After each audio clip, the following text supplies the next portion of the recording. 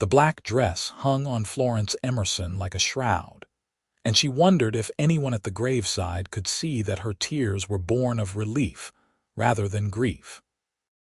She stood in the September heat of 1883, watching 6 men lower her husband's coffin into the hard-packed earth of Malad City, Idaho, and felt nothing but the overwhelming weight of freedom pressing against her chest.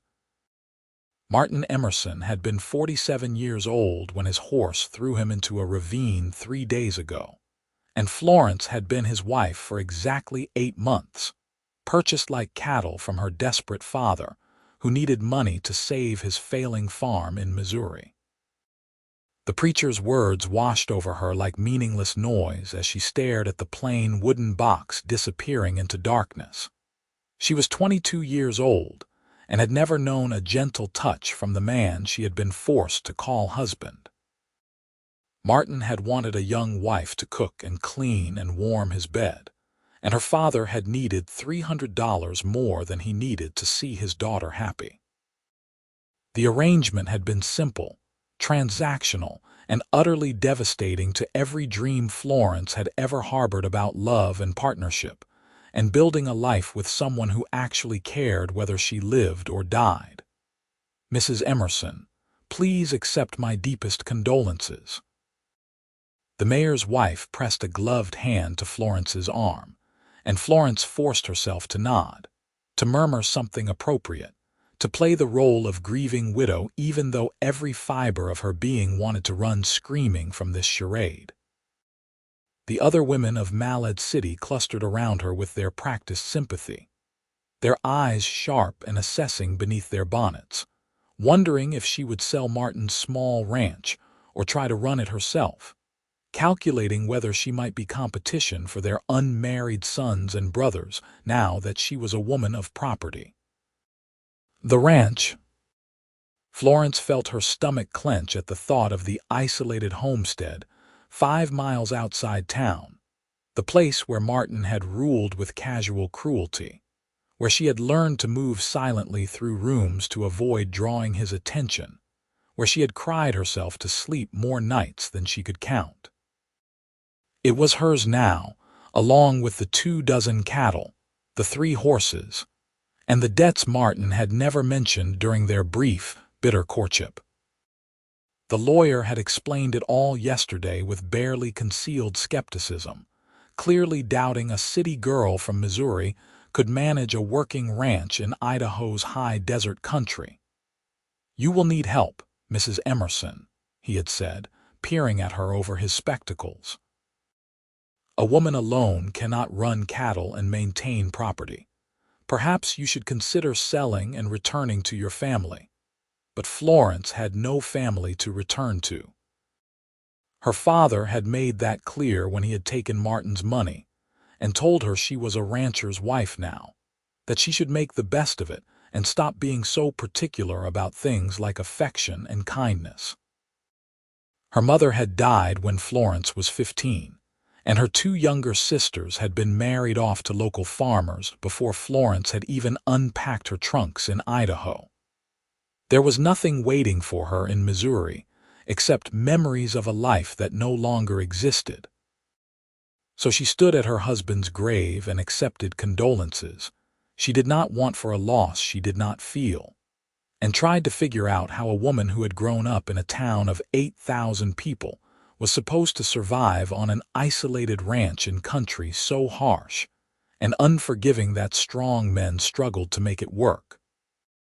The late afternoon sun beat down on the small cemetery, and Florence could feel sweat trickling down her spine beneath the heavy black wool.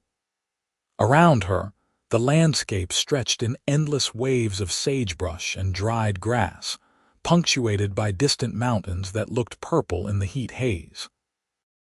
It was beautiful in its own stark way, but Florence had not yet learned to see beauty in this place that had become her prison. The last mourners finally drifted away, and Florence found herself standing alone beside the fresh grave, listening to the wind move through the dry grass with a sound like whispered secrets. She should go back to town. should accept the widow Morrison's offer of supper and company, should begin making plans for the future with whatever practical-minded people might be willing to help a woman in her position. But she could not seem to make her feet move, could not seem to release the strange paralysis that had gripped her the moment Martin's coffin had disappeared from view. "Mrs. Emerson." The voice came from behind her, low and careful, and Florence turned to find a man standing a respectful distance away, his hat held in his hands. He was tall and lean, with sun-darkened skin and dark hair that needed cutting, dressed in worn work clothes and scuffed boots that marked him as a working cowhand rather than a prosperous rancher. She did not recognize him, though something about the way he stood suggested he was comfortable in his own skin in a way Martin had never been. "Yes." Florence heard the wariness in her own voice and tried to soften it. This man had done nothing to earn her suspicion except exist in the same space she occupied. "Name's Zachary Zimmerman," he said, and his voice had the flat vowels of someone who had grown up in the Northern Territories. "I worked for your husband off and on over the past year. Helped with the spring roundup and some fence repairs. I heard about the accident and wanted to pay my respects." Florence studied him more carefully, trying to place him among the rotating cast of hired hands Martin had employed and discarded with bewildering frequency. Martin had been impossible to work for, demanding perfection while providing inadequate tools and supplies, quick to criticize and slow to pay. Most men lasted a few weeks at most before moving on to better opportunities. "I appreciate that, Mr. Zimmerman," Florence said carefully. "Were you at the service?" "No, madam. I rode in from up north, only just heard yesterday." He shifted his weight slightly, and Florence noticed he moved with the easy grace of someone who spent most of his time on horseback. "I wanted to ask if you might need help at the ranch." I know Martin had let most of his regular hands go, and fall work is coming up fast. Cattle need to be gathered and prepared for winter, fences need checking, hay needs cutting. It's too much for one person. Florence felt something twist in her chest, a complicated knot of hope and suspicion and bone-deep exhaustion. She did need help, desperately, but the thought of having a man around the ranch made her stomach clench with instinctive anxiety. She had spent 8 months learning to read Martin's moods, to anticipate his anger, to make herself small and unobtrusive. The idea of inviting another man into her space felt dangerous in ways she could not fully articulate. "I cannot afford to pay much," she heard herself say, because practicality had to win over fear if she wanted to survive the coming winter. "Martin left debts. The lawyer says I have enough to keep going for a few months if I am careful, but not enough for generous wages." Zachary nodded as though he had expected this. "Room and board and $20 a month. That's fair for steady work and less than you would pay for day hands when you need them." $20 a month was less than Martin had paid for temporary help, and they both knew it. Florence searched Zachary's face for signs of ulterior motives. For the calculating look she had learned to recognize in men who saw a vulnerable woman as an opportunity. But his expression remained neutral, almost carefully blank, and she realized with a start that he might be as wary of this arrangement as she was. "Why?" Florence asked bluntly, abandoning the polite evasions she had been taught. "You could find better-paying work on any of the larger ranches. Why offer to work for a widow who might lose everything before spring?" Something flickered in Zachary's dark eyes, gone too quickly to identify. "Your husband and I did not see eye to eye on much, Mrs. Emerson. He had a way of doing things that I found hard to stomach. But I met you once, back in March when I was fixing the corral fence. You brought out water and sandwiches at midday, and you were polite and kind even though I was just hired help. You asked my name and remembered it the next day." That might not sound like much, but it matters to men like me who usually get treated like we are invisible or interchangeable. Florence had no memory of this encounter, which shamed her.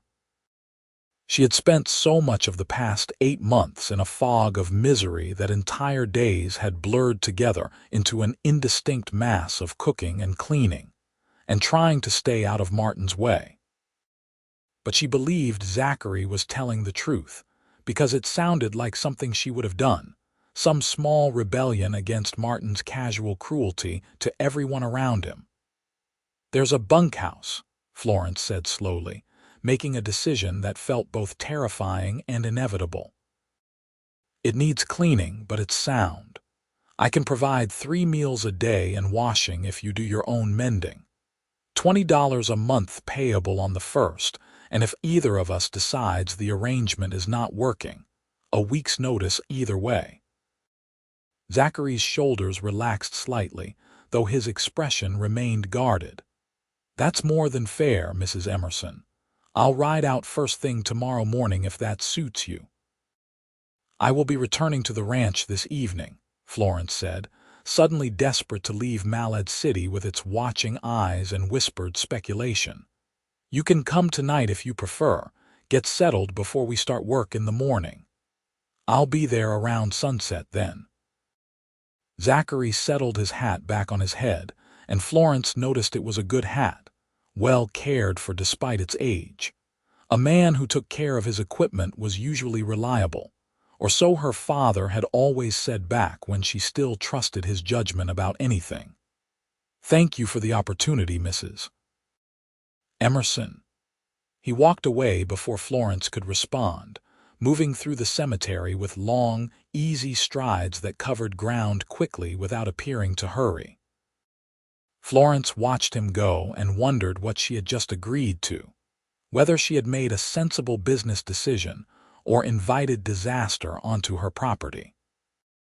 But it was done now, and she had to believe she was capable of judging character better than her father had been, better than she herself had been at 21, when she had been too numb with shock to protest the marriage arrangement that had brought her to Idaho. The ride back to the ranch took an hour on the borrowed wagon the lawyer had arranged, and Florence spent the time trying to see the property through practical eyes, rather than through the lens of her unhappy memories. The house was small but solidly built, 2 rooms downstairs and a sleeping loft above, with a covered porch that faced east to catch the morning sun. The barn was larger than the house, designed to shelter animals through Idaho's harsh winters, with a hay loft and a tack room and stalls for half a dozen horses. The bunkhouse sat 50 yards from the main house, a single room with 4 narrow beds and a potbelly stove, currently thick with dust and mouse droppings from months of disuse. Florence unhitched the wagon horse and turned it into the small corral, then stood in the yard and tried to feel something about this place beyond the weight of obligation and trapped resentment. The sun was lowering toward the western mountains, painting the sky in shades of orange and pink that seemed too beautiful for a day that had included burying a husband. Somewhere in the distance, cattle lowed, and closer by, chickens clucked softly in their coop, reminding Florence that she needed to feed them and collect eggs and complete all the small tasks that kept a ranch functioning.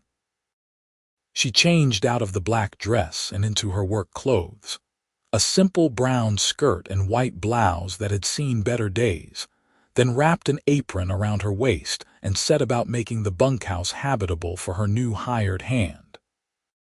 Sweeping and scrubbing gave her something to focus on beyond the strange emptiness in her chest, the absence of grief that felt like its own kind of betrayal. She should feel something about Martin's death, she thought. Sadness or regret or even satisfaction that her tormentor was gone. But there was only this peculiar numbness, as though some essential part of her had shut down to protect itself, and had not yet figured out how to restart. The sun was touching the mountain peaks when she heard hoofbeats in the yard, and she stepped out of the bunkhouse to see Zachary Zimmerman riding in on a rangy bay gelding, leading a pack horse loaded with what looked like his entire worldly possessions. He dismounted with the fluid ease of someone who had spent more of his life on horseback than on the ground, and immediately began unsaddling the bay with efficient, practiced movements. "There's grain in the barn," Florence called, suddenly uncertain about the protocol for this situation. She had never hired anyone before, had never been in a position of authority over another adult. "And the corral has good water. Appreciate it, madam." Zachary led both horses toward the barn, and Florence watched him disappear inside, heard the low murmur of his voice talking to the animals in the tone people used when they expected to be heard but not necessarily understood.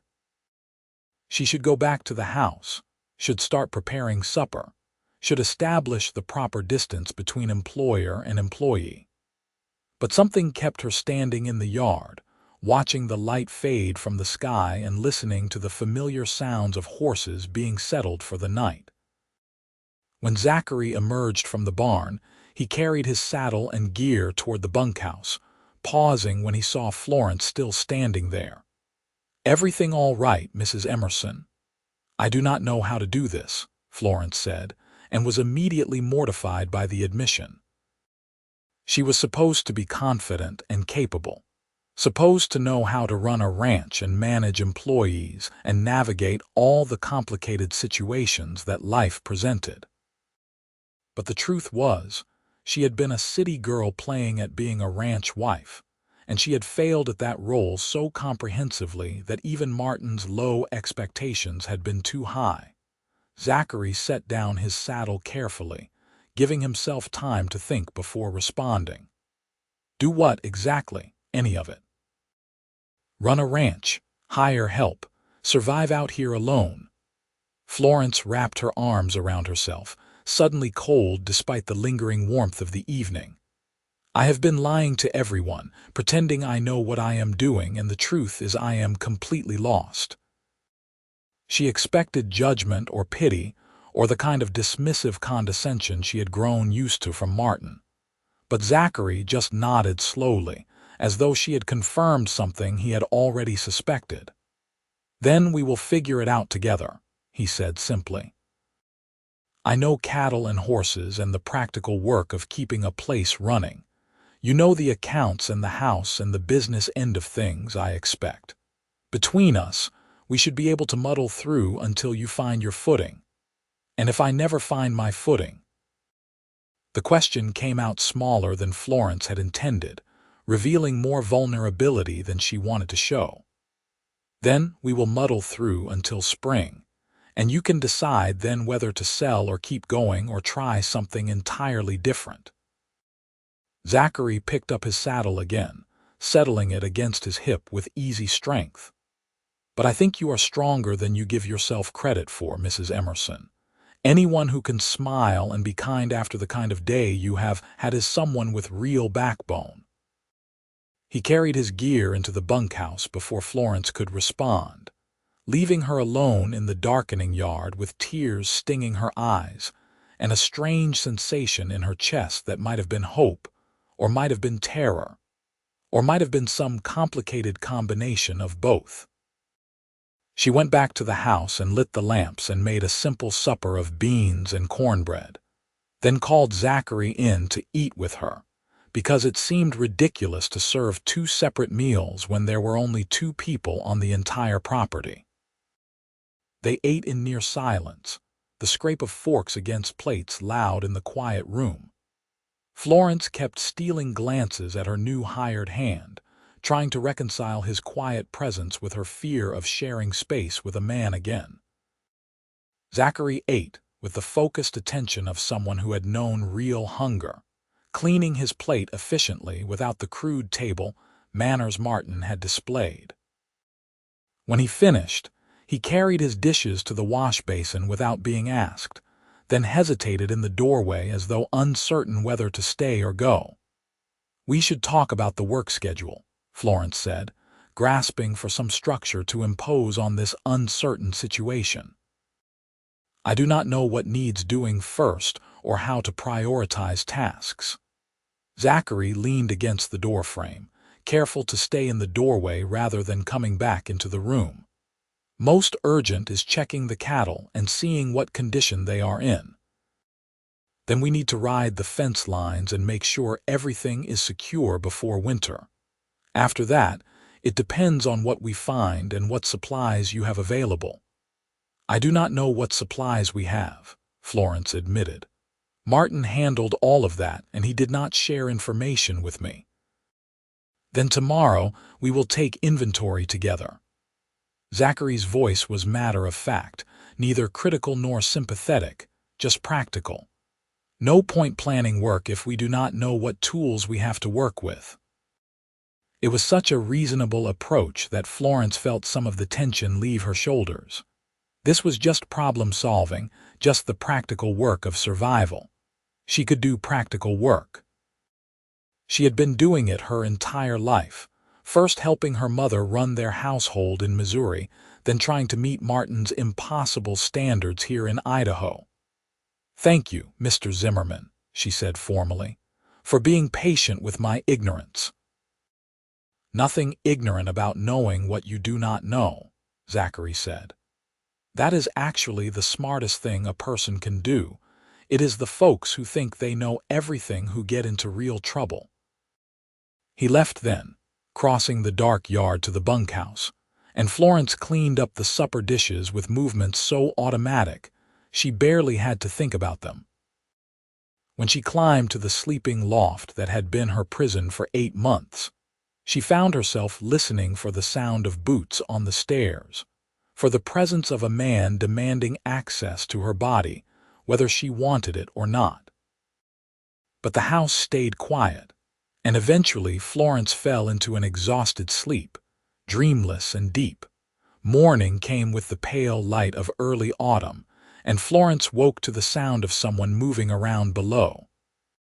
For a moment, panic seized her, the old familiar fear of having displeased Martin in some unknowable way, of facing his anger before she was fully awake. Then memory returned, and she remembered that Martin was dead, and Zachary Zimmerman was staying in the bunkhouse, which meant the sounds below were probably just the house settling or an animal outside. She dressed quickly and climbed down the ladder to find the kitchen empty, the stove cold. Outside, she could see smoke rising from the bunkhouse chimney, and she felt a flash of embarrassment that her hired hand was awake before her. She got the kitchen fire going and started coffee, then began mixing biscuit dough with hands that were steadier than they had been yesterday. She was sliding the biscuits into the oven when Zachary knocked on the doorframe, waiting for permission to enter rather than just walking in. "Morning, Mrs. Emerson. Coffee smells good. It will be ready in a few minutes, along with breakfast." Florence wiped flour from her hands and gestured to the table. "Please, sit down." They ate together again, and this time the silence felt less awkward, more like two people who were simply too tired or too busy to make conversation. Florence found herself studying Zachary more openly in the morning light, noticing details she had missed yesterday. He looked to be in his late 20s, with the kind of weathered face that came from years of outdoor work. His hands were calloused and scarred, marked by rope burns and old cuts and the general wear of physical labor. But his eyes were kind, she thought, or at least not cruel, and that seemed like enough to work with. After breakfast, they spent the morning taking inventory of the ranch's supplies and equipment. The barn held 2 serviceable saddles and an assortment of tack in various states of repair, along with tools that ranged from nearly new to should have been replaced years ago. The hay loft was less than half full, concerning for animals that would need to be fed through a long winter. The tack room revealed empty shelves where supplies should have been, suggesting Martin had been either selling off equipment or simply neglecting to purchase necessities. We need wire for fence repairs and posts if we find serious damage, Zachary said, making notes in a small leather-bound book he kept in his shirt pocket. Need more hay or money to buy feed through winter. Need leather working supplies to repair harnesses and reins and at least 2 new bridles. Need basic smithing supplies or access to a farrier for the horses. The list went on, each item representing money Florence was not sure she had, decisions she was not confident making. By midday, she felt the same crushing weight of inadequacy that had defined her marriage, the sense that she was fundamentally unable to meet the demands of her situation. "How much will all this cost?" she asked, hearing defeat in her own voice. Zachary looked up from his notes, his expression thoughtful. "Depends on how much you want to spend now versus how much you want to risk later. We can make do with what we have if we are clever about it, but that means more work and more chance of equipment failing at bad times. Or we can invest in good supplies now and trust they will pay off over the long term." "I cannot invest what I do not have," Florence said flatly. "The lawyer says there is enough money to last a few months if I am careful. After that, I will need to sell cattle or find some other source of income." "Then we work with what we have and get creative." Zachary's voice held no judgment, just acceptance of the reality they faced. "I have done more with less, and I expect you have too." They rode out that afternoon to check on the cattle, and Florence discovered she actually enjoyed being on horseback, despite her limited experience. Martin had never invited her to accompany him on ranch work, had treated her as nothing more than unpaid household help. But Zachary seemed to take it for granted that she would come along, that she would learn by doing rather than by being told about it later. He rode a patient gelding, and he took the time to point out things Florence would not have noticed on her own, the way the cattle moved, which animals looked healthy and which seemed to be struggling, the condition of the grass, and where water could be found. The ranch's herd numbered 23 head, which Zachary said was small but manageable for 2 people to handle. Most looked to be in decent condition, despite what appeared to be months of neglect, a testament to the harsh resilience required to survive in Idaho's high desert. They found 2 calves that had somehow been missed during spring branding, and a cow with a bad limp that needed attention before winter arrived. Martin was not much of a stockman, was he? Zachary said as they rode back toward the ranch buildings. "Martin was not much of anything," Florence replied before she could think better of it, then felt heat rise in her face at her own bluntness. "I apologize. That was inappropriate. It was honest, and there is nothing wrong with honesty between people who have to work together." Zachary kept his eyes on the trail ahead, giving Florence space to compose herself. "I worked for him for 3 weeks last spring, and in that time I saw enough to know he was hard on his animals, harder on his help, and probably hardest on you. I am not asking you to pretend different just because he is dead." The casual acknowledgement of what Florence had endured made something crack open in her chest, and she found tears streaming down her face before she could stop them. She tried to brush them away quickly, humiliated by this display of weakness, but they kept coming. 8 months of suppressed grief and fear and rage pouring out in great, gasping sobs that she could not control. Zachary pulled his horse to a stop and dismounted, then stood beside Florence's horse with his hand resting on her stirrup, not touching her but present, solid, waiting.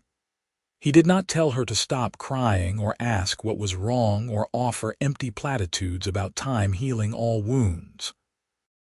He just stood there, a quiet presence in the failing afternoon light, and let her feel whatever she needed to feel. Eventually, the tears slowed and Florence could breathe again, could see the landscape around her through eyes that felt swollen and gritty. She looked down at Zachary and saw only patience in his expression, No irritation or contempt or the cruel amusement Martin had shown when she cried. "I am sorry," she whispered, because apologizing was so deeply ingrained in her that she could not seem to stop even when she knew it was unnecessary. "Nothing to be sorry for," Zachary said quietly. "Grief is grief, even when it is complicated. Maybe especially when it is complicated." "I am not grieving him," Florence said, and the words felt like a confession, like admitting to some terrible sin. "I am relieved he is dead, and that makes me a monster. It makes you human." Zachary's voice held absolute certainty, as though this was the most obvious thing in the world. "You cannot grieve someone who hurt you, Mrs. Emerson. All you can do is grieve what you lost by being tied to him, the years you cannot get back, the dreams you had to give up, the person you might have been if circumstances had been different. That is real grief, and it deserves real tears." Florence stared at him, this cowboy who spoke like a philosopher, and felt something shift inside her. No one had ever told her it was acceptable to feel relief about Martin's death, to acknowledge the truth of her situation without dressing it up in pretty lies. Everyone in Malad City expected her to play the grieving widow, to mourn appropriately and speak well of the dead, and pretend her marriage had been anything other than legalized bondage. But Zachary Zimmerman, who barely knew her, had somehow given her permission to feel exactly what she felt without shame or apology. "How did you get so wise?" Florence asked, trying for lightness even though her voice still shook. "By making a lot of mistakes and paying attention to what they taught me." Zachary stepped back and swung into his own saddle with easy grace. "And by meeting people along the way who showed me there are more ways to be human than I had been taught growing up." They rode the rest of the way home in silence, but it felt different now, less like awkward strangers and more like two people who had begun to understand each other. Florence made supper while Zachary tended the animals, and they ate together on the porch, watching the sun set behind the mountains in a spectacular display of orange and purple and gold. "Tell me about yourself," Florence said, surprising herself with the boldness of the question. "Where are you from? How did you end up in Idaho?" Zachary was quiet for a long moment, and Florence thought he might refuse to answer. But eventually he set down his plate and leaned back against the porch post, his eyes distant with memory. "Born in Wyoming Territory, 1855. My father was a trapper, my mother was Crow. They met when he was running trap lines near her people's winter camp, and according to family stories, she decided he needed someone to teach him how to survive in the mountains." A slight smile crossed Zachary's face. They were happy, I think. Different from each other in almost every way, but they fit together somehow. "What happened to them?" Florence asked gently, hearing the past tense in his words. "Cholera took my mother when I was 12. My father lasted another 3 years, but I think he died of a broken heart as much as anything else. After that, I drifted. Worked on ranches, hired out as a drover on cattle drives, learned to do whatever needed doing to earn my keep." Zachary's voice was neutral, but Florence could hear the loneliness underneath it, the story of a boy who had lost everything and had to build a life from nothing. "Idaho seemed as good a place as any to land, so here I am." "Do you have other family? Siblings, cousins, anyone?" "My mother's people are in Montana, I think, though I have not seen them since I was a child. My father had a brother somewhere back east, but they had not spoken in years." Zachary shrugged. "I am alone, Mrs. Emerson, same as most cowboys. We are people who did not fit anywhere else, so we keep moving until we find a place that will tolerate us for a while." The casual acceptance in his voice made Florence's chest ache. She had spent 8 months feeling sorry for herself, resenting the loss of her comfortable life in Missouri, bitter about the father who had sold her, and the husband who had mistreated her. But at least she had memories of a loving mother, sisters she had once been close to, a childhood that had held some happiness before everything fell apart. Zachary Zimmerman had been orphaned at 15 and had spent the next dozen years wandering alone, belonging nowhere and to no one. "You are not just tolerated here," Florence said firmly. "You are welcomed and appreciated. I would be lost without your help, truly lost." Zachary looked at her with an expression she could not quite read, something that might have been surprise or gratitude or the careful hope of someone who had learned not to expect kindness. "That is good to hear, Mrs. Emerson. Thank you." They fell into a routine over the following weeks, a rhythm of work and meals and quiet evenings that felt almost comfortable, despite the strangeness of the situation.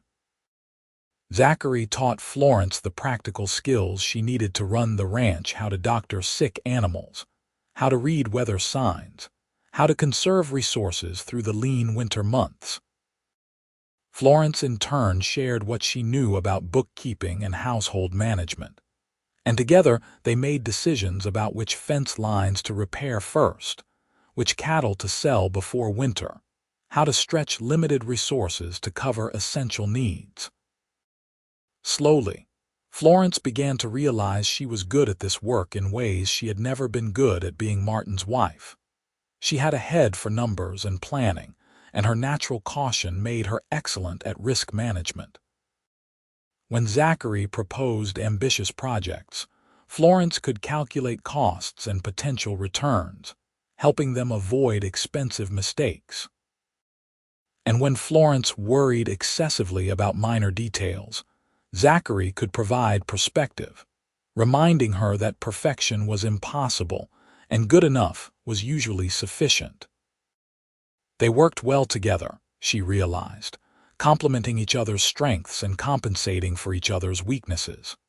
And more than that, they were becoming friends, sharing stories and opinions and the comfortable silence of people who did not need to fill every moment with words.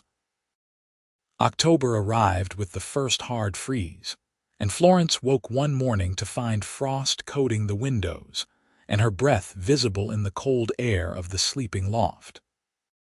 She dressed quickly and hurried downstairs to find Zachary had already started a fire in the kitchen stove, the room blessedly warm when she entered. "Morning," he said, looking up from the coffee pot he was tending. "Figured you would appreciate not having to start the fire in the cold." "You did not have to do that," Florence protested, but she could not keep the gratitude from her voice. Martin had never once considered her comfort, would have mocked the idea that starting a fire might be difficult with hands numb from cold. "I know I did not have to. I wanted to."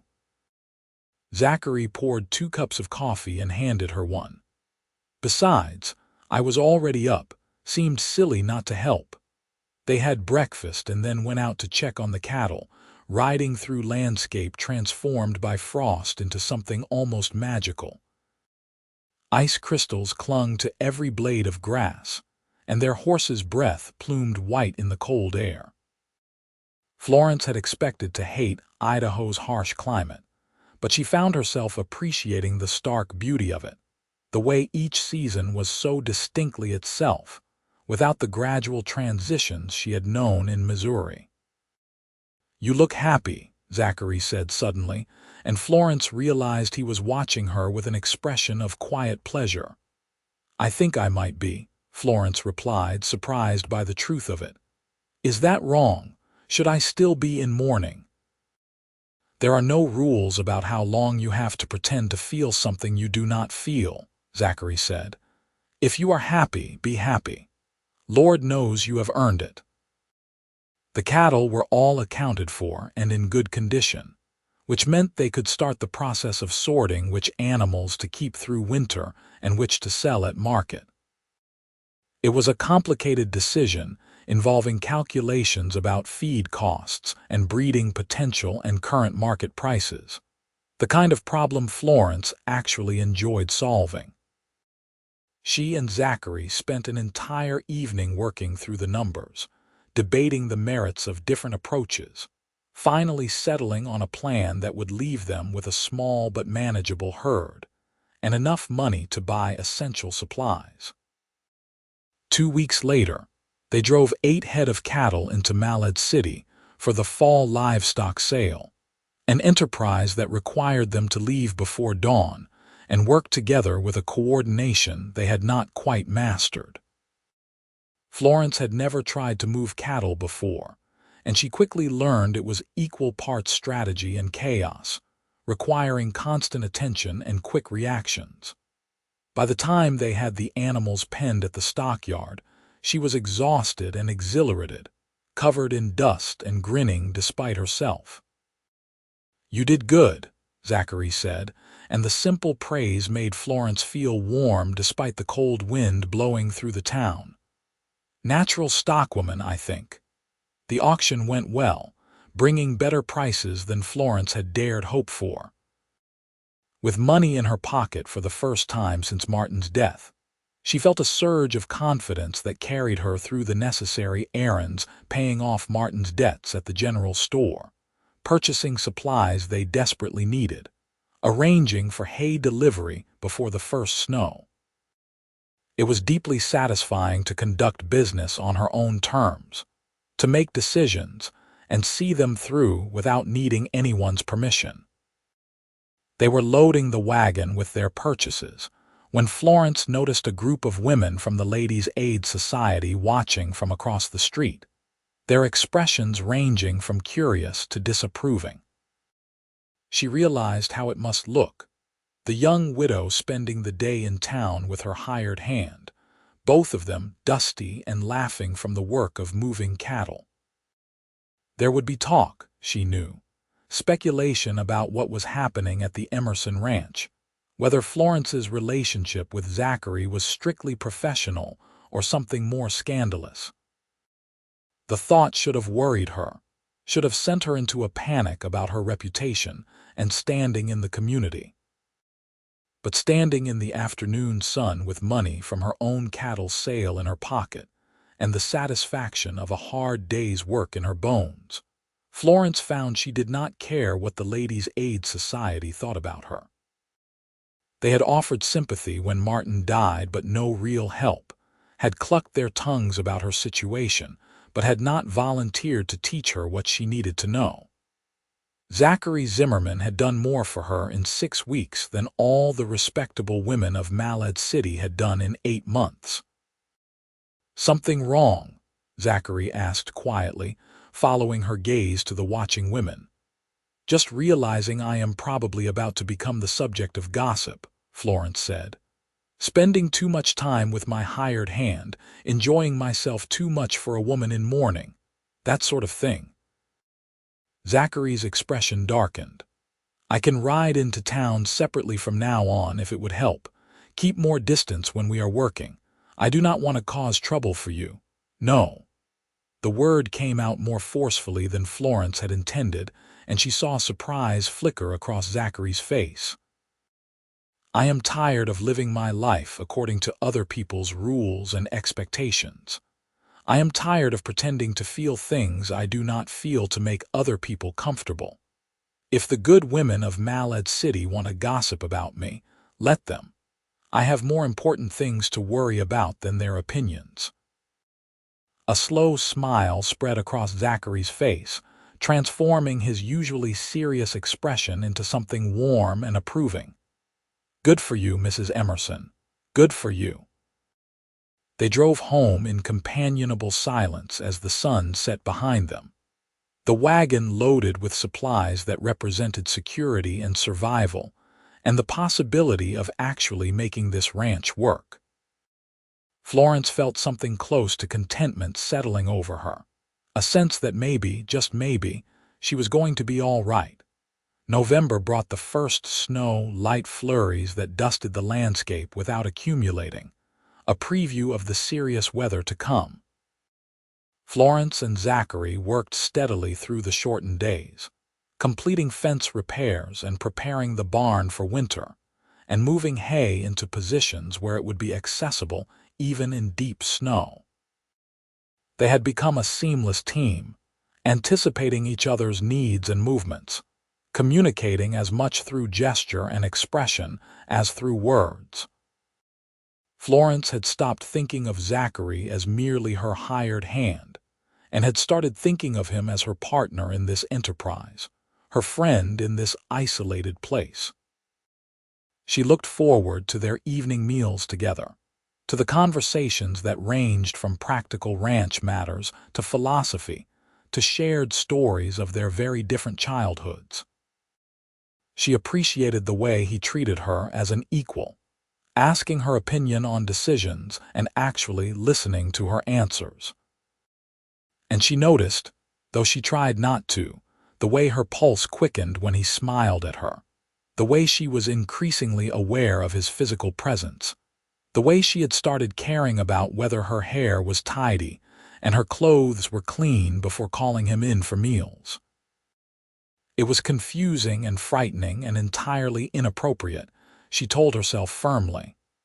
She was a widow of barely 2 months, supposedly grieving a husband. Zachary was her employee, someone whose presence on the ranch depended on her ability to pay him. Any romantic feelings would complicate a working relationship that was essential to her survival. She needed to control these inconvenient emotions, to maintain proper distance, to remember why developing feelings for any man was dangerous. But her heart, long dormant under Martin's cruel treatment, had apparently decided to wake up at the worst possible time. It all came to a head on a cold afternoon in late November, when they were working together to move the last of the hay into the barn loft. It was hard, physical work, requiring them to lift heavy bales and toss them up to the loft where they could be stacked properly. Florence was determined to do her share despite Zachary's suggestions that she supervise from below, and she was wrestling with a particularly heavy bale when her foot slipped on a patch of ice. She would have fallen hard if Zachary had not caught her, his arms coming around her waist to steady her, pulling her against his chest as they both struggled for balance. For a moment, they stood frozen, and Florence was intensely aware of every point of contact between their bodies, of Zachary's warm breath against her hair, of the strength in the arms that held her safe. "Careful," Zachary said, his voice rougher than usual, and Florence could feel his heart beating hard against her shoulder. "These bales are not worth breaking bones over." "I was trying to help," Florence said, but she did not move away, did not put proper distance between them. She knew she should, knew this was exactly the kind of situation she needed to avoid, but she could not seem to make herself step back. "You do help," Zachary said softly. "Every day in 1,000 ways, but I would rather work twice as hard as watch you get hurt." Florence turned in his arms, an action that brought them face to face, close enough that she could see the darker ring around his brown eyes, the small scar above his left eyebrow, the way his lips parted slightly as he looked down at her. She knew what was about to happen, could feel it in the tension between them, in the way Zachary's hands tightened on her waist, in the sudden certainty that they had been moving toward this moment since the day she had hired him. "Florence," he said, and her name in his mouth sounded like a prayer or a question or maybe both. She answered by rising on her toes and pressing her lips to his, a kiss that started gentle and turned hungry as Zachary responded, his arms tightening around her, lifting her against him as though she weighed nothing. Florence had been kissed before, had endured Martin's rough claiming of her mouth, but this was entirely different. This was mutual desire, shared wanting, the electric thrill of touching someone who touched her back with equal enthusiasm. When they finally broke apart, both breathing hard, Florence felt dazed and exhilarated and terrified all at once. She had just kissed her hired hand in broad daylight where anyone could have seen, had acted on feelings that were wildly inappropriate for a woman who had buried her husband 8 weeks ago. "I should not have done that," she whispered, but she could not bring herself to regret it, could not force the proper shame and guilt that should have accompanied such a breach of propriety. "Probably not," Zachary agreed, though he was smiling as he said it, his hand still resting on her waist. "But I am not sorry it happened. We work together. You are my employee. This could ruin everything." Florence was trying to talk herself into sensibility, into recreating the proper boundaries that had just been thoroughly demolished. "It could," Zachary said carefully. "Or it could make everything better. But that depends on what you want, Florence. Not what you think you should want, not what people expect you to want. What you actually want for yourself." What did she want? Florence had spent so long denying her own desires, first to please her father and then to survive her marriage, that she had almost forgotten she was allowed to want things at all. But standing here in Zachary's arms with the taste of his kiss still on her lips, she knew exactly what she wanted. "You," she said simply. "I want you, but I am frightened of what that means, of making another mistake, of trusting someone who might hurt me." "I will not lie and say I could never hurt you," Zachary said, his voice serious now. "People hurt each other all the time, even when they do not mean to. But I can promise you this: I will never deliberately harm you, never try to make you small or afraid, never treat you as less than my equal. If you decide you want to explore what this might be between us, I will do everything in my power to be worthy of that trust." Florence searched his face, looking for signs of deception or hidden agendas, or the casual cruelty she had learned to recognize in Martin. But she saw only honesty and hope, and a vulnerability that matched her own. This man who had wandered alone for years, offering to share whatever future they might build together. "We should be practical," Florence said, even as her heart was already making the decision her mind was trying to question. "We should take this slowly, carefully. My reputation is already questionable, and if we rush into something, it could make everything harder." "Agreed," Zachary said. "We take our time, figure out what this is, make sure it is real and not just loneliness or convenience. And if it turns out we are better as friends and partners than as anything more, we will face that honestly. And if it turns out to be more." Florence could barely breathe asking the question, so much depending on his answer. "Then we figure out what more looks like for us, on our own terms, without worrying about what anyone else thinks we should do." Zachary's smile was tender now, gentle in a way that made Florence's chest ache. "But first, I think we should finish getting this hay under cover before the weather turns. Practical concerns before romantic ones, right?" Florence laughed despite herself, the tension breaking into something lighter and easier. "Yes, practical concerns first. Always."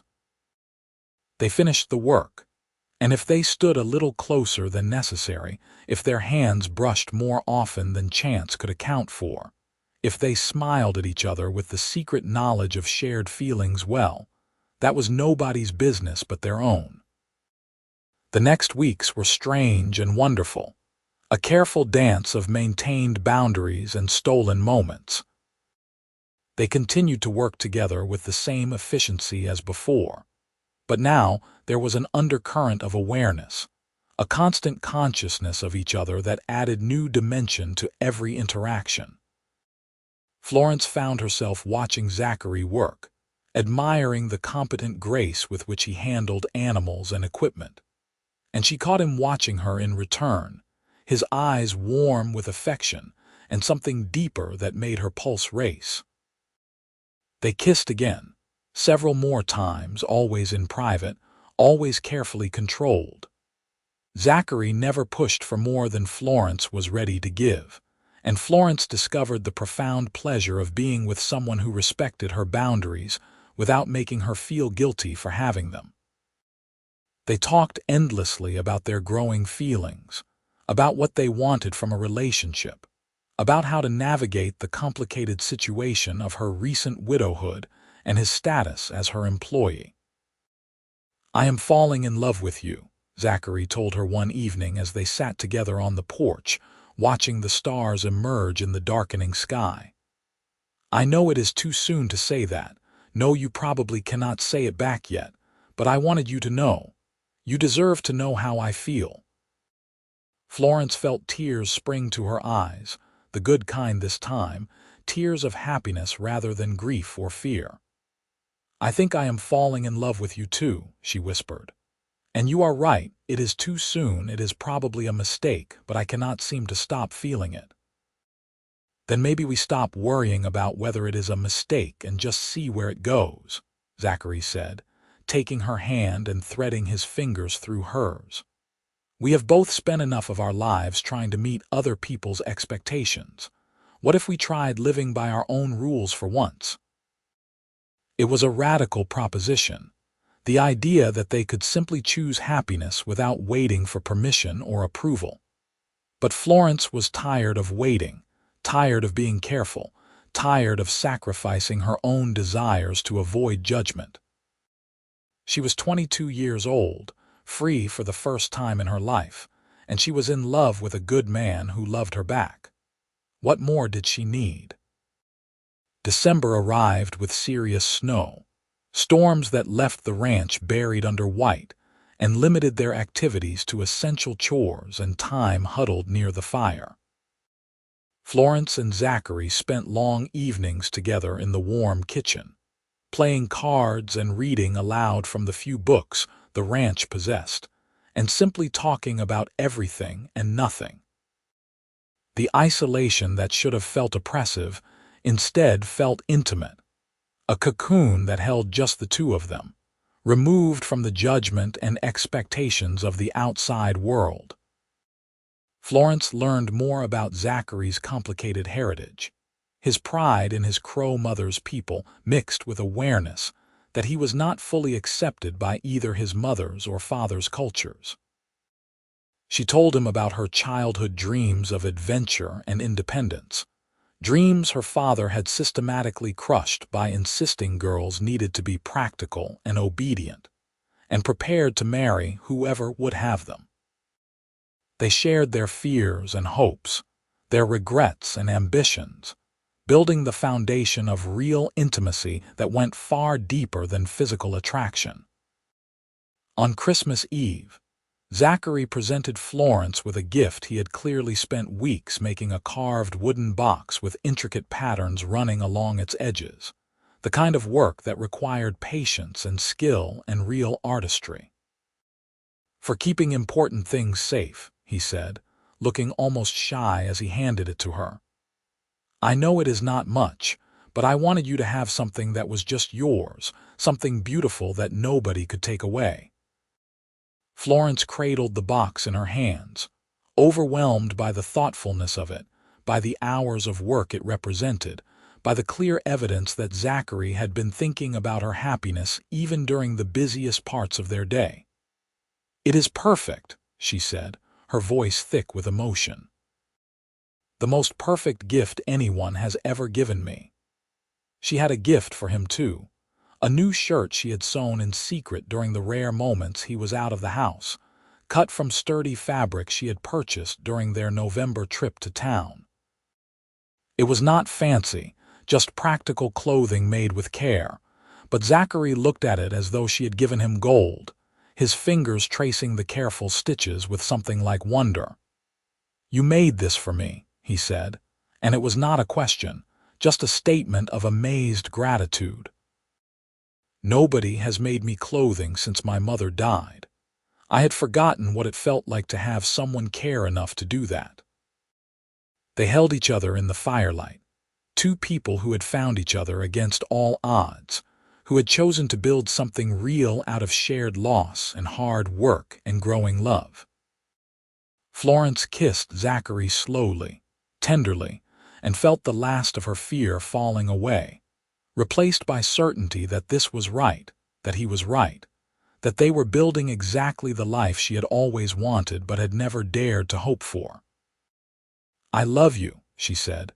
No hesitation this time, just clear truth spoken aloud. "I know it has only been months. No people will say it is too fast or inappropriate or scandalous, but I do not care. I love you, Zachary Zimmerman, and I want a life with you if you will have me." "There is nothing I want more," Zachary said, his voice rough with emotion. "But we should probably wait a decent interval before making it official. Give people time to adjust to the idea. Let enough months pass that it does not look like we were together before Martin died." "How long is decent?" Florence asked, though she already suspected the answer. "Spring, maybe. 6 months after Martin's death." "It is still faster than most people would consider proper, but I think we could make a case that you need a husband to help run the ranch, that this is as much a practical arrangement as a romantic one." Zachary stroked her hair back from her face with gentle fingers. "Though anyone who sees us together will know it is much more than practical." "Spring," Florence agreed, testing the word and finding she could wait that long if it meant building a future with Zachary. "We can announce our engagement in the spring and marry in the summer. That gives us time, to be sure, time for people to get used to the idea, time to do this right."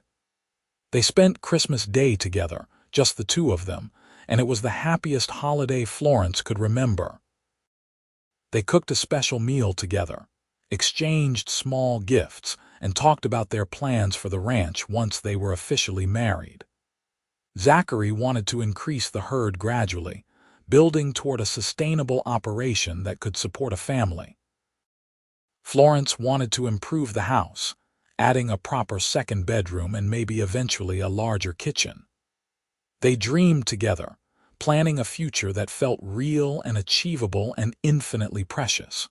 The rest of the winter passed in a blur of work and companionship and deepening love.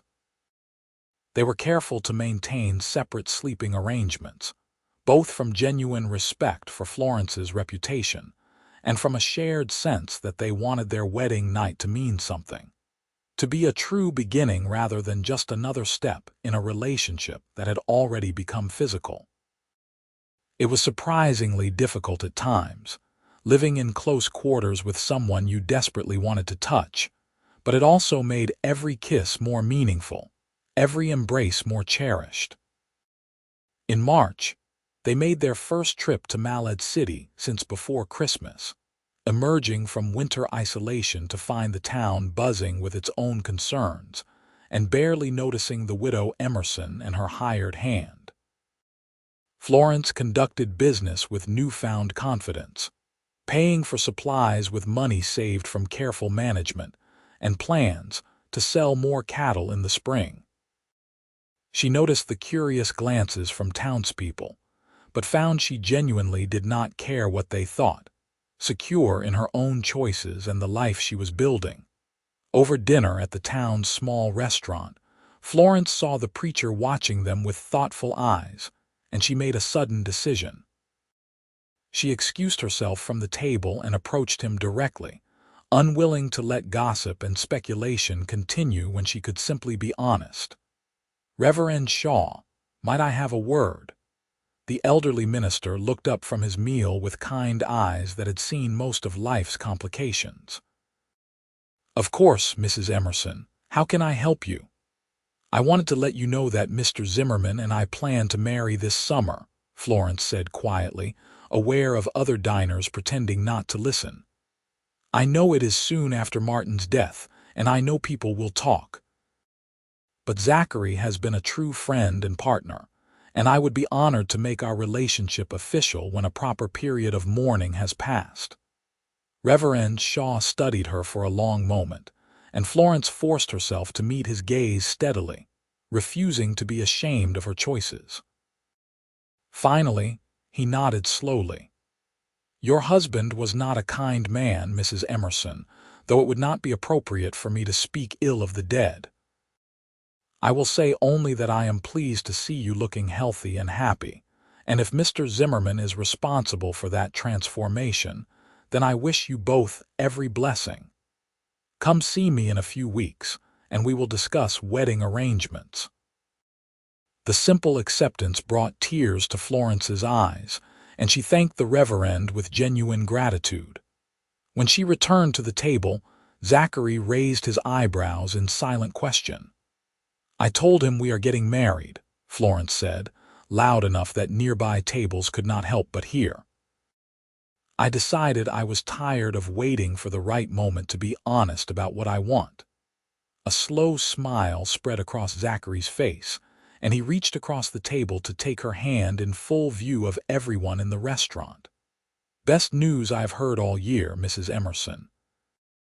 Or should I start calling you Florence in public now?" "You should start calling me your future wife," Florence said, and felt joy bubble up inside her like champagne, effervescent and intoxicating. They were really doing this, building a life together, creating something new out of the ashes of her old existence. The next months were busy with wedding preparations and spring ranch work. True to his word, Reverend Shaw agreed to perform the ceremony in early June, giving Florence time to have a simple dress made and to invite the few people who actually mattered to her. Her sisters wrote congratulatory letters from Missouri, full of relief that she had found happiness after the difficult marriage to Martin. A few neighbors agreed to attend, curious about the unusual match, but willing to give Florence and Zachary the benefit of the doubt. The wedding itself was simple and perfect, held in the small church with afternoon sunlight streaming through the windows. Florence wore a cream-colored dress and carried wildflowers Zachary had picked that morning. Zachary wore his new shirt and looked more nervous than she had ever seen him, his hands shaking slightly as he took her hand at the altar. "I, Zachary, take you, Florence, to be my wife," he said clearly, his eyes locked on hers. "I promise to respect you, support you, and love you for all the days of my life. I promise to be your partner in all things, to share both joy and hardship, to build a home with you that is safe and happy and filled with laughter." Florence felt tears streaming down her face as she made her own vows, promising to love and honor and cherish this man who had given her back her life, who had shown her what real partnership looked like, who had loved her exactly as she was without trying to change her into something else. When Reverend Shaw pronounced them husband and wife and told Zachary he could kiss his bride, the kiss was sweet and tender and full of promise. Florence heard a few people in the church sigh happily, and she realized that despite the scandal of her quick remarriage, most people were simply pleased to see two lonely people finding happiness together. The reception was held at the ranch, a casual gathering with food and music and dancing that lasted until sunset. Florence danced with her new husband under the open sky, surrounded by friends and neighbors who had come to celebrate their union, and felt gratitude so intense it was almost painful. 6 months ago, she had stood at Martin's grave feeling nothing but relief and confusion. Now she stood at the beginning of a new life, married to a man she loved desperately, surrounded by the possibility of real happiness. That night, in the privacy of their bedroom, Zachary made love to her with patience and tenderness, showing her what intimacy could be when both people actually cared about each other's pleasure. Florence discovered that her body was capable of joy she had never imagined, that physical connection could be beautiful rather than endured, that being vulnerable with someone you trusted was its own kind of strength. "I love you," she whispered afterward, lying in Zachary's arms in the darkness. "Thank you for being patient with me, for letting me feel whatever I needed to feel, for giving me time to heal." "I love you too," Zachary said, pressing a kiss to her forehead. "And I will spend the rest of my life trying to make you as happy as you have made me." Their first year of marriage was not without challenges. The ranch demanded constant work, and there were times when money was tight and weather was difficult, and they argued about the best approach to various problems. But they worked through every difficulty together, talking until they found solutions, supporting each other through frustration and disappointment and occasional failure.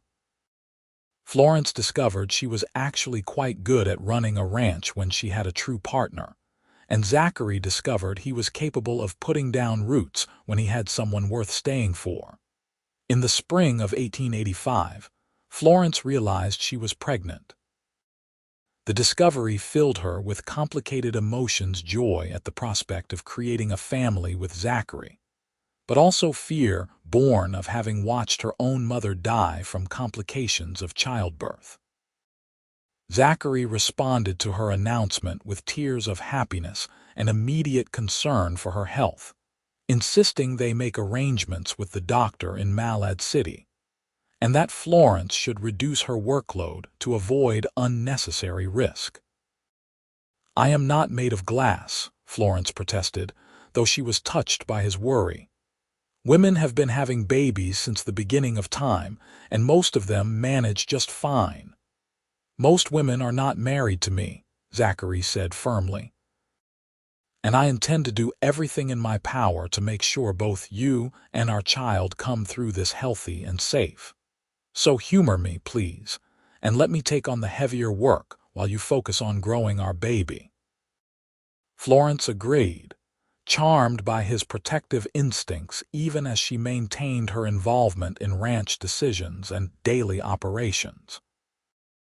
She found pregnancy surprisingly enjoyable after the first difficult months passed, delighted by the changes in her body and the knowledge that she and Zachary were creating a completely new person. They spent evenings planning for the baby's arrival, arguing good-naturedly about names and discussing how they would balance ranch work with raising a child. Their son was born in December of 1885, arriving after a long labor that left Florence exhausted but triumphant. Zachary held his son with tears streaming down his face, marveling at the tiny perfect fingers and the serious expression on the baby's face, clearly overwhelmed by the reality of fatherhood. "What should we name him?" Florence asked, watching her husband cradle their child with careful reverence. "I was thinking Daniel," Zachary said softly, "after my father, if that is all right with you." "Daniel Zimmerman," Florence tested the name and found it felt right. "Yes, that is perfect."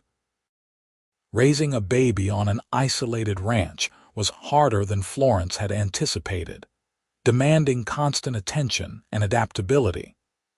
But she and Zachary worked as a team, sharing responsibilities and supporting each other through sleepless nights and the steep learning curve of new parenthood. Florence marveled at how naturally Zachary took to fatherhood, how tender he was with their son, how seriously he took the responsibility of raising a child to be kind and capable and confident. As Daniel grew from infant to toddler, Florence watched Zachary teach him about the ranch with patience and enthusiasm. He carved small toys for the boy, told him stories about his crow grandmother, showed him how to be gentle with animals and respectful of the land. Florence found herself falling even more deeply in love with her husband as she watched him father their son, seeing new dimensions to his character revealed through his interactions with Daniel. 2 years later, their daughter arrived, a fierce little girl they named Grace after Florence's mother. If Daniel was sweet and thoughtful like his father, Grace was determined and strong-willed, demanding what she wanted with an intensity that both exhausted and delighted her parents. Florence watched her daughter grow with pride and recognition, seeing her own stubborn independence reflected in this tiny person who refused to accept any limitation on what she might achieve. The ranch prospered under their joint management, growing from Martin's neglected property into a well-run operation that supported their family comfortably if not luxuriously. They added to the herd gradually, improved the buildings, built a reputation for quality cattle and fair dealing. Florence became known in Malad City as a shrewd businesswoman, respected for her careful management and clear-eyed assessment of opportunities. Zachary became a valued member of the community, sought after for his livestock expertise and his willingness to help neighbors in need. Years passed in the rhythm of ranch life, marked by seasonal work and family celebrations and the slow accumulation of shared history. Florence looked back on her first marriage with gratitude that it had ended and recognition of how far she had come. The frightened, trapped girl who had stood at Martin's grave barely resembled the confident, capable woman she had become. Zachary had given her space to heal, time to discover who she was when she was not being crushed under someone else's expectations, and unconditional love that had allowed her to bloom into her full potential. On their 10th wedding anniversary, they stood together on the porch of their expanded house, watching their children play in the yard while the sun set behind the mountains. Daniel was 9 now, tall for his age and serious like his father, already showing signs of becoming the kind of man who would make them proud. Grace was 7, fierce and funny, and completely certain that she could do anything her brother could do, probably better. Florence leaned against Zachary's shoulder and felt contentment so deep it was almost overwhelming. "Thank you," she said quietly. "For what?" Zachary asked, sliding his arm around her waist. "For everything. For seeing me when I was invisible, for being patient when I was broken, for loving me when I did not know how to love myself, for giving me this life, these children, this happiness I never thought I would have." Florence turned in his arms, reaching up to cup his face in her hands. "You saved me, Zachary Zimmerman. In every way a person can be saved." "You saved yourself," Zachary corrected gently. "I just happened to be there when you were ready to try. And you saved me right back, Florence. Gave me a home and a family and a reason to stop drifting. We saved each other." He was right, Florence thought. They had saved each other, two lost souls who had found each other at exactly the moment when they both needed saving most. She had been mourning a husband she never wanted, trapped in grief that was really relief mixed with guilt and shame.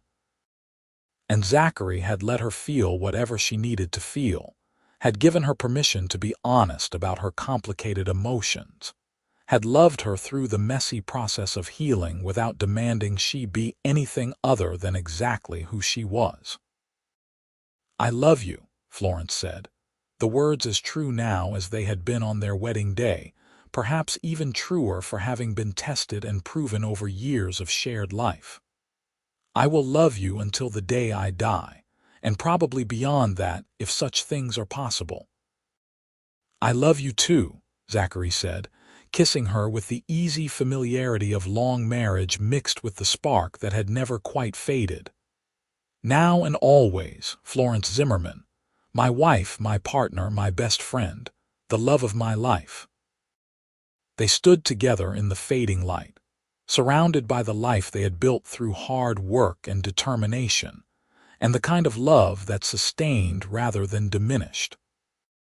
The ranch spread around them, solid and prosperous, a testament to what two people could accomplish when they worked together toward shared goals. Their children's laughter filled the air, the sweetest sound Florence could imagine, proof that she and Zachary were creating something that would last beyond their own lives. This was happiness, Florence thought. Real happiness, earned through surviving hardship and choosing love even when it was difficult, and building a life based on mutual respect and genuine partnership. She had started as a frightened girl forced into a marriage she did not want, had become a bitter young woman trapped by circumstances she could not control, and had finally emerged as a strong woman who knew her own worth and refused to settle for anything less than real love.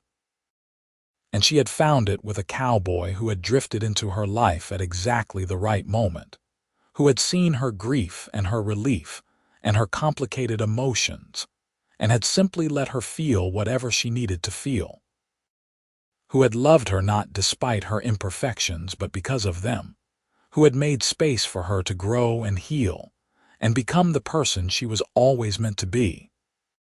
In the years that followed, Florence and Zachary continued to build their life together, adding 2 more children to their family, a second son they named Samuel, and another daughter they called Margaret. The ranch continued to prosper, benefiting from their careful management and good fortune with weather and markets. They became pillars of the Malad City community, known for their generosity and fairness, for their happy marriage and well-raised children. Florence never forgot where she had started, never took for granted the freedom and happiness she had found.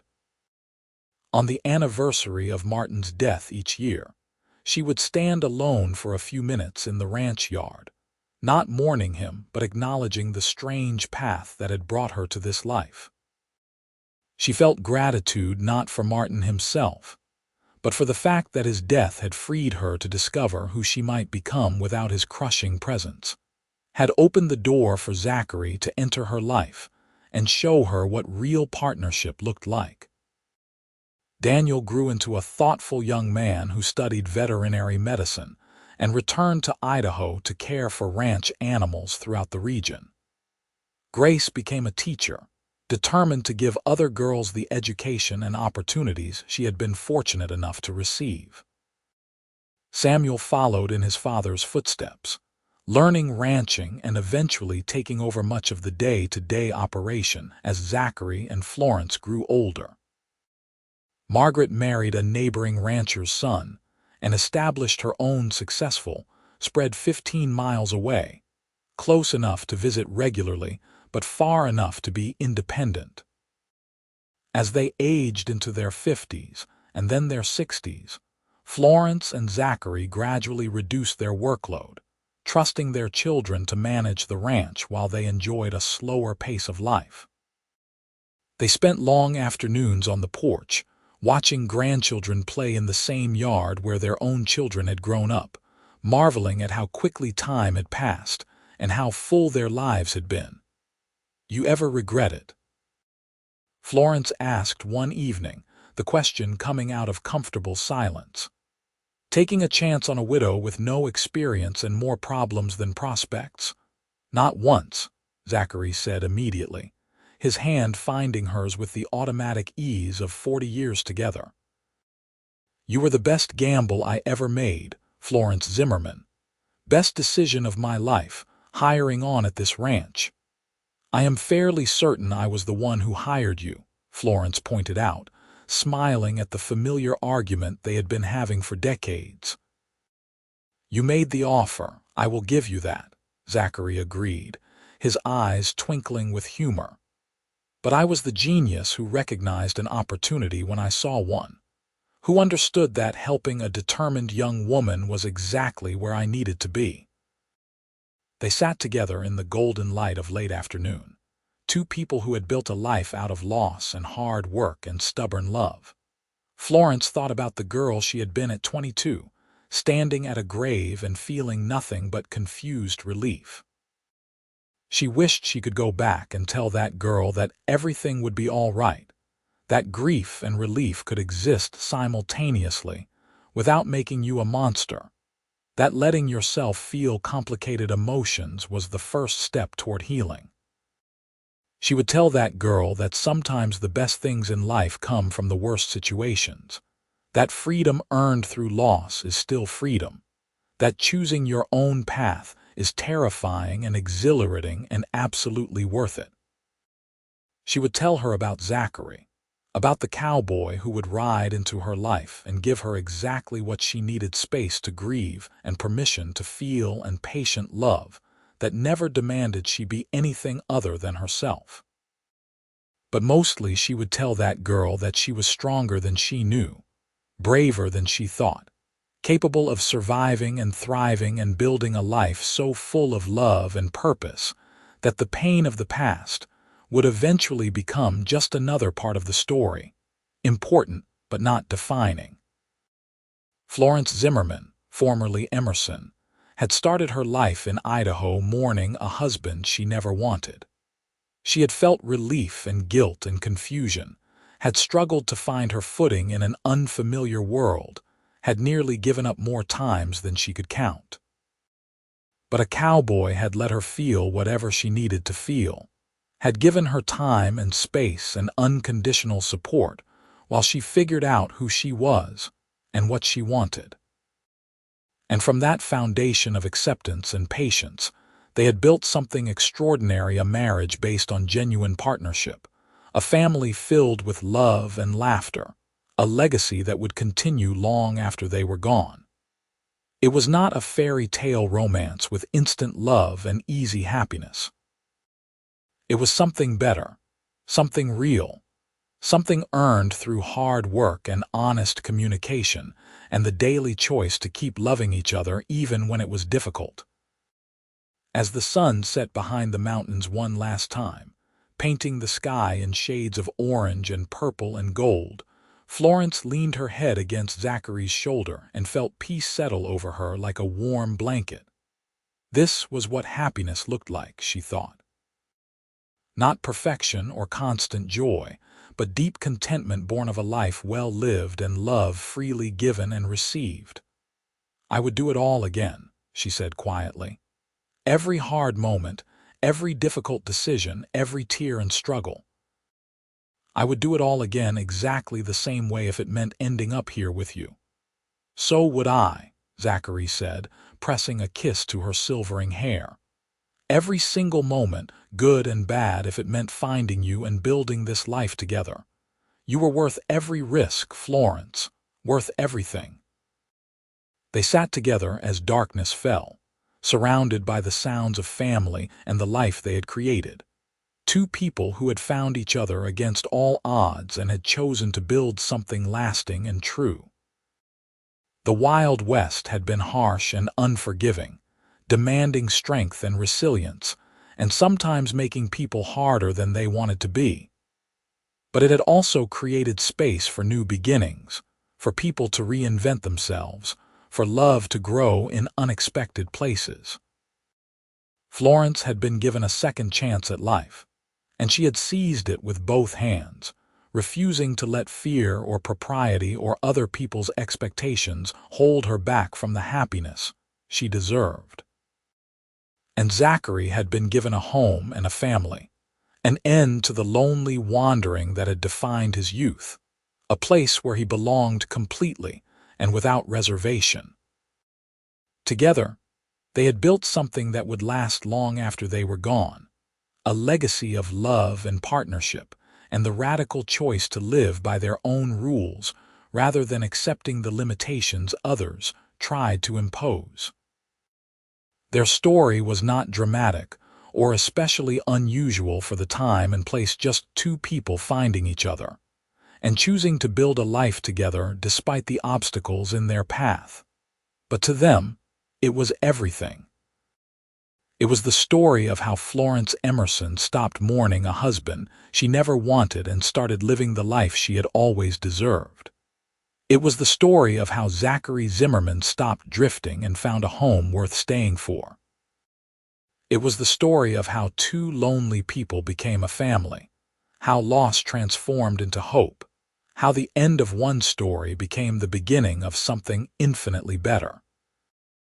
And on quiet evenings when their grandchildren asked how they had fallen in love, Florence and Zachary would smile at each other with the secret understanding of people who had lived through their own story, and they would say simply, "We let each other be exactly who we needed to be, and we built our happiness one day at a time." It was the truth, distilled down to its essential core. No grand gestures or dramatic declarations, just two people choosing each other every single day, working through problems together, celebrating victories as a team, and building a love that deepened and strengthened with every passing year. That was their legacy, the gift they passed down to their children and grandchildren, the understanding that real love was not about perfection or passion alone, but about partnership and patience, and the willingness to see each other clearly and choose each other anyway. It was about letting people feel whatever they needed to feel without judgment, about giving space for healing and growth, about building trust slowly and carefully until it became the unshakable foundation of everything else. Florence Zimmerman died peacefully in her sleep at the age of 73, surrounded by family, having lived a life so full and rich that her early struggles seemed almost insignificant in comparison to the decades of happiness that followed. Zachary followed her 3 years later, his heart finally giving out after a life well lived and thoroughly enjoyed. They were buried side by side in the Malad City Cemetery, not far from where Martin Emerson rested alone, their shared headstone bearing a simple inscription: "Together in life and death, partners in all things, beloved and loving."